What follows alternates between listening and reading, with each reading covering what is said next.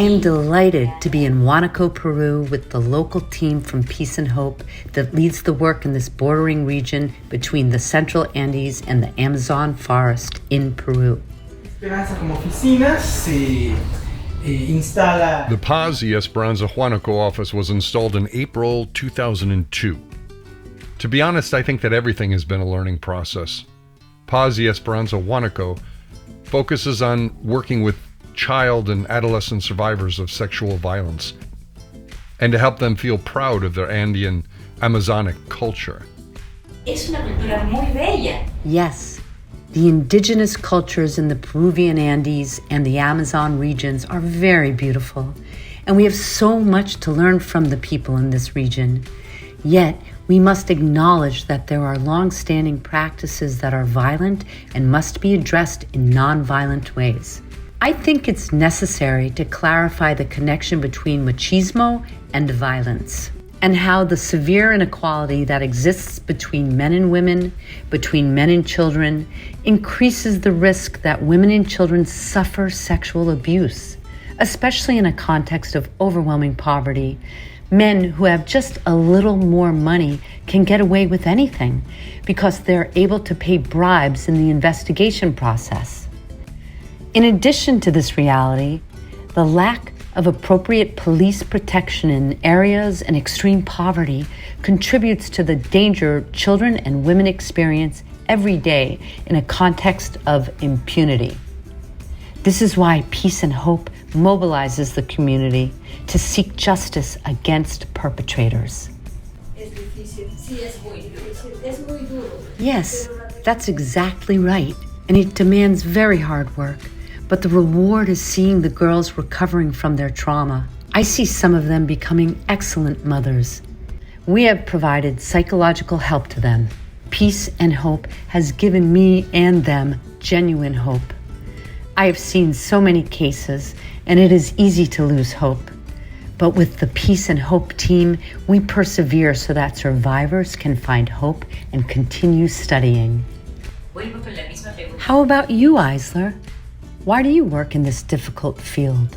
Well, I was raised as most boys in this area, having a wrong understanding of sexuality. When I was a kid, adult men would show me pornography and lead me to think that women existed only to satisfy men's desires. And the man who had many women was more of a man. Later, when I went to college, I learned of the work of Peace and Hope, and I became a volunteer, learning about how many girls were suffering sexual violence here. I couldn't believe how much violence women and children were suffering because of the macho culture, and I wanted to put an end to that. Yes, our team prioritizes being present in communities where girls, boys, and women live in conditions that make them very vulnerable to violence. It is something very powerful, and I believe it expresses what Jesus did for us. And this commitment to people who suffer injustice is something that characterizes all of you and every person serving with Peace and Hope for almost 3 decades, since its founding in Lima, Peru in 1996. Yes, it is great, but it is very difficult. We recently intervened in a case where a teenager was exploited by her relative. She was being used as an escort, forced to drink with adult men, and being exposed to different kinds of abuse. Yes, there are many cases in which the abuser is part of the victim's family. Many times, the girls and boys are afraid to speak up. The adults in their family lead them to believe that the abuse they have suffered was their own fault. Yes, because of that, working with children and adolescents is very important. I teach calligraphy to the girls who are survivors of rape. At first, they are very shy and quiet. They do not know that they have rights that need to be affirmed.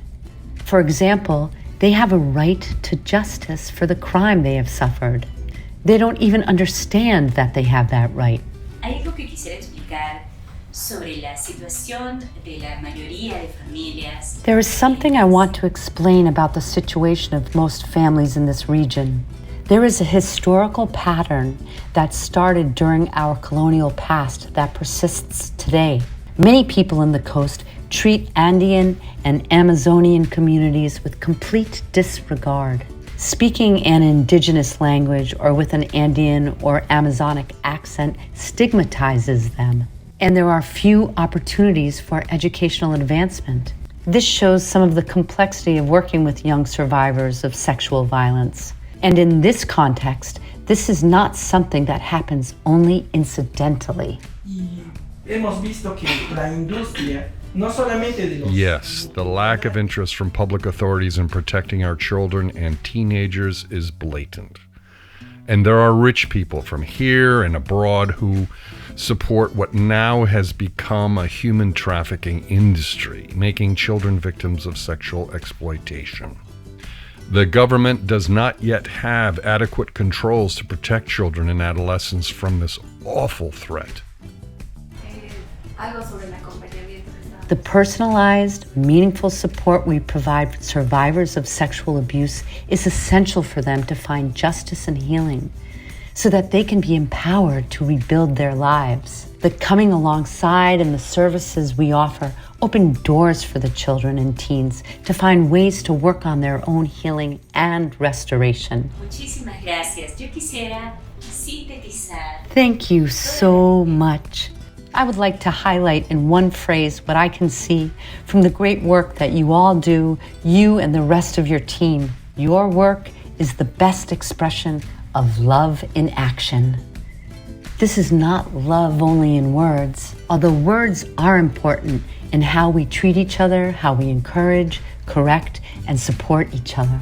But if love is only in words, and we are not able to stand up for the rights of the most vulnerable, for just peace, even when it is dangerous, we are not showing love.